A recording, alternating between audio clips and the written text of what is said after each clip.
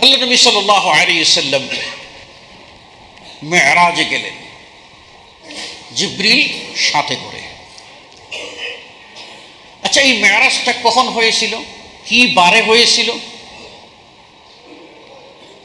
কোন মাসে হয়েছিল, কোন বৎসর হয়েছিল, এর কিন্তু কোনো প্রমাণ হাদিস থেকেও দিতে পারবে না কেউ, ঐতিহাসিক সূত্রেও তার দিন, ক্ষণ, মাস, বৎসর নির্ধারণ করা সম্ভব না।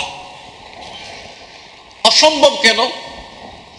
অসম্ভব এ কারণেই যে অসম্ভব ঘটনার অন্তরালে অসম্ভব সম্ভাবনা লুক্কায়িত আছে।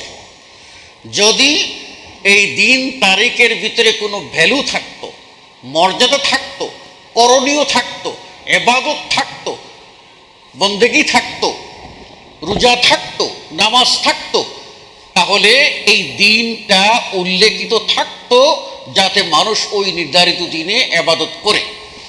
কাজেই সফরটা রাসূল সাল্লাল্লাহু সফরের সফর, মেরাজটা রাসূল সাল্লাল্লাহু আলাইহি ওয়াসাল্লামের মুজিজা, আল্লাহর পক্ষ থেকে রাসূল সাল্লাল্লাহু আলাইহি ওয়াসাল্লামকে আল্লাহ দিয়েছেন। এটার প্রতি বিশ্বাস করা হলো ওয়াজিব, আর এটাকে অস্বীকার করা হলো কুফরি।